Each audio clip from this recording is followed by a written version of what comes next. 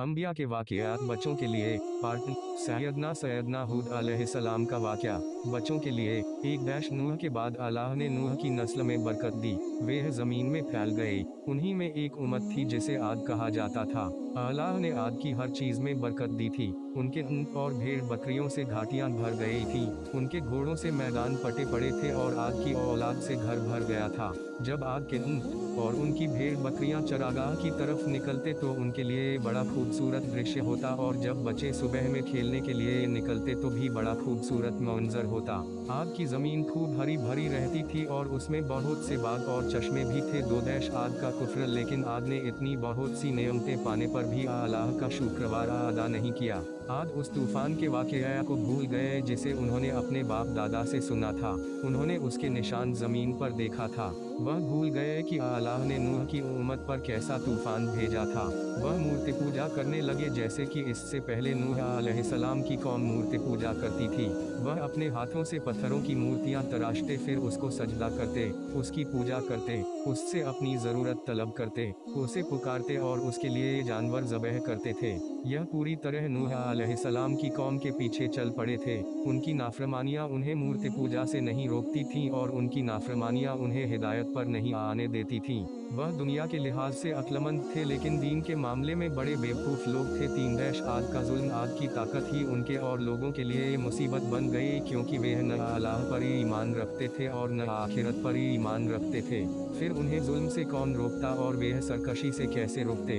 भला कैसे वे लोगों पर जुल्म नहीं करते, क्योंकि वे तो खुद से बढ़कर किसी को समझते ही नहीं थे और हिसाब व अंजाम का उन्हें कोई खौफ न था। वह जंगली जानवरों जैसे थे जिनका बड़ा छोटों पर जुल्म करता है और ताकतवर कमजोर को खा जाता है। उनका गुस्सा मस्त हाथी जैसा था, वे कत्ल करके ही छोड़ते थे। जब वह जंग करते तो खेतियां और नस्लों को तबाह व बर्बाद कर देते।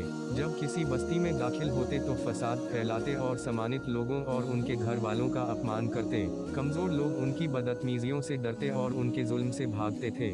उनकी ताकत उनके और लोगों के लिए यूं मुसीबत बन गई कि वे अल्लाह से डरते नहीं थे और आखिरत पर ईमान नहीं रखते थे।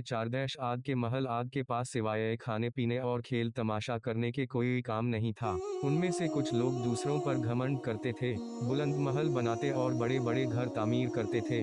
पानी में, मिट्टी में और पत्थरों में उनकी दौलत बर्बाद होती थी। वे जब भी किसी जमीन या ऊंचे स्थान को खाली देखते तो उस पर ऊंचे महल बना देते थे। वह घर ऐसे बनाते थे जैसे कि उसी में हमेशा रहेंगे और उन्हें कभी मौत नहीं आएगी। वह महल बिना ज़रूरत बनाते थे, जबकि लोगों के पास पेट भरने के लिए खाना और शरीर छुपाने के लिए कपड़ा न था। उनमें ऐसे फकीर भी थे जिनके पास रहने के लिए घर नहीं थे, और मालदारों के घर थे मगर उसमें कोई रहने वाला नहीं था। जो उन्हें और उनके महल को देखता तो वे यही समझता कि आखिरत पर इनका बिल्कुल ईमान नहीं है। रसूल हूद, अल्लाह ने इरादा किया कि आद की जानिब एक रसूल भेजे। बेशक अल्लाह अपने बंदों के कुफ्र से खुश नहीं होता और ज़मीन में फसाद को पसंद नहीं करता। आद अपनी अकल का इस्तेमाल केवल खाने पीने, खेल तमाशे और इमारतें बनाने में करते थे। उनकी अक्लों में बिगाड़ आ गया था क्योंकि वे उसका इस्तेमाल दीन के मामले में नहीं करते थे। आद दुनिया के मामले तो में अक्लमंद थे लेकिन दीन के मामले में इंतहाई बेवकूफ़ थे। वे पत्थर पूजते थे और समझते नहीं थे। चुनाचे अल्लाह ने इरादा किया कि उनकी जानिब एक रसूल भेजे जो उनको हिदायत का रास्ता दिखाए, और यह भी इरादा किया कि वे रसूल खुद उन्हीं में से हो जिसको यह जानते हों और जिसकी बातें समझते हों। हूद ऐसे ही रसूल थे। वे आद के एक शरीफ खानदान में पैदा हुए और अच्छे माहौल में पले बढ़े थे। हूद की दावत, हूद अपनी कौम में दावत देना शुरू किया और कहा, ऐ मेरी कौम के लोगों, अल्लाह की इबादत करो और उसके अलावा किसी की इबादत न करो।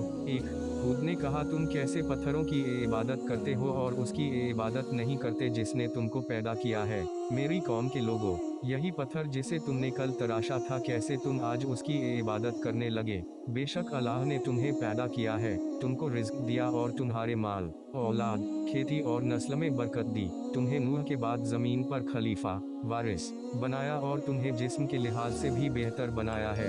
इस नेमत का हक तो यह है कि तुम अल्लाह की इबादत करो और उसके अलावा किसी की इबादत न करो। बेशक वह कुत्ता जिसे तुम हड्डी फेंकते हो वह तुम्हारा साथ छोड़कर नहीं जाता और साये की तरह तुम्हारे साथ रहता है। क्या तुमने कुत्ते को देखा है कि वह अपने मालिक को छोड़ देता हो और दूसरे के पास चला जाता हो? क्या तुमने किसी भी जानवर को पत्थर पूजते हुए देखा है? क्या तुमने किसी जानवर को मूर्ति पूजा करते हुए देखा है? क्या इंसान जानवर से ज्यादा बदतर है या उससे ज्यादा इज्जत वाला है? एक सूरह 07 अल आराफ आयत 65 कौम का जवाब, कौम खाने पीने और खेल तमाशे में मशगूल रही। लोग दुनिया की जिंदगी पर खुश और मुतमईन रहे। उनके दिल हूद की बातों से घुटने लगे।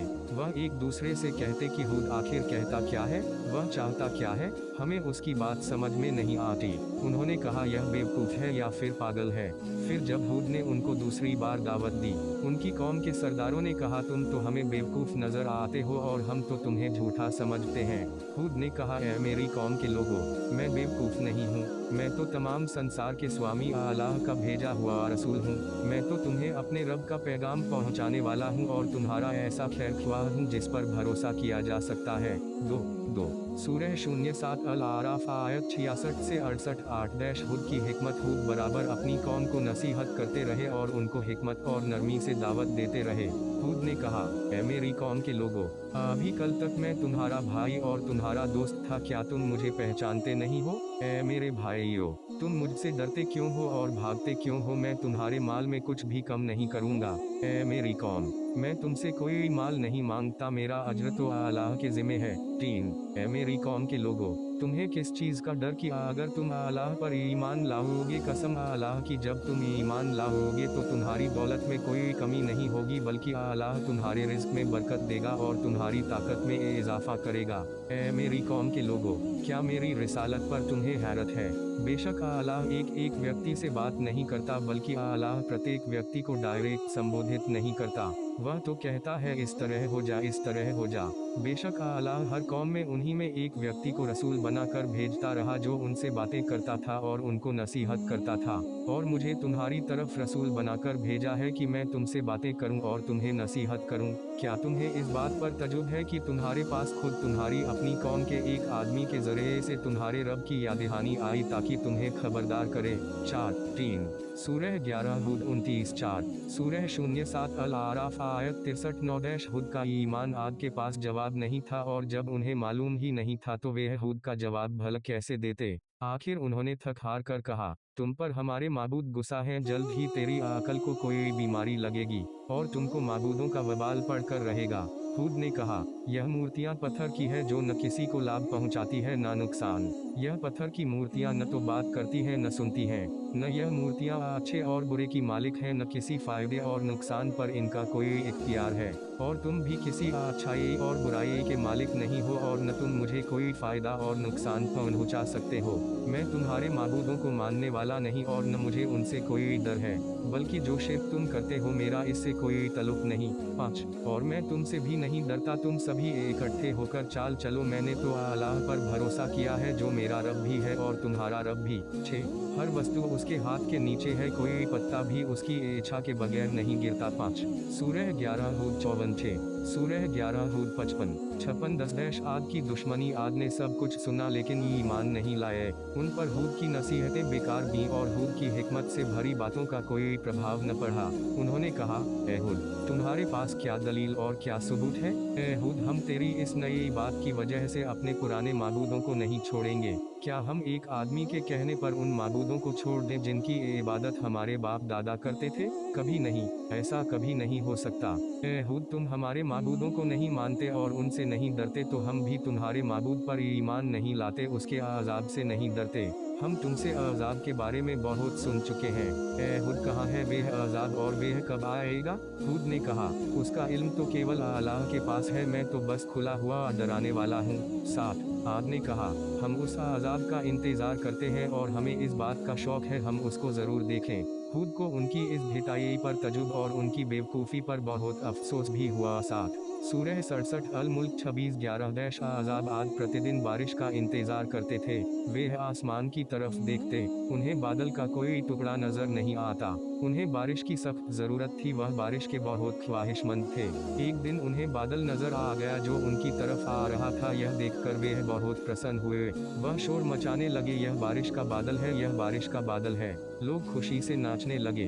वह एक दूसरे से कहने लगे, यह बारिश का बादल है, यह बारिश का बादल है। लेकिन हूद समझ गए कि अज़ाब आ गया है। चुनाचे उन्होंने कौम से कहा, यह रहमत का बादल नहीं है बल्कि इसमें दर्दनाक अज़ाब की महक आ रही है। इस तरह तेज हवा चली कि वैसी हवा न लोगों ने देखा था और न सुना था।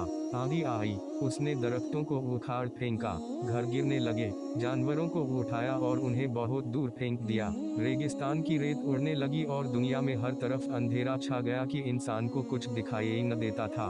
लोग डर के कारण घरों में घुस गए और दरवाजा बंद कर लिया। बच्चे माँओं की गोद से चिमट गए और लोग दीवारों से और अपने अपने कमरों में जा बैठे। बच्चे रोते थे, माएँ चीखती चिल्लाती थीं, और लोग मदद मदद पुकार रहे थे। उन्हें ऐसा लगता था जैसे कोई कह रहा हो, आज कोई चीज़ अल्लाह के अज़ाब से बचाने वाली नहीं है। 7 रात और 8 दिन ऐसा ही रहा। सभी खत्म हो गए। वे ऐसे हो गए जैसे कि खजूर के दरख्त जमीन पर पड़े हुए हों। बड़ा अजीब व गरीब दृश्य मंजर था। लोगों की लाशें पड़ी थीं जिनको परिंदे नोच रहे थे।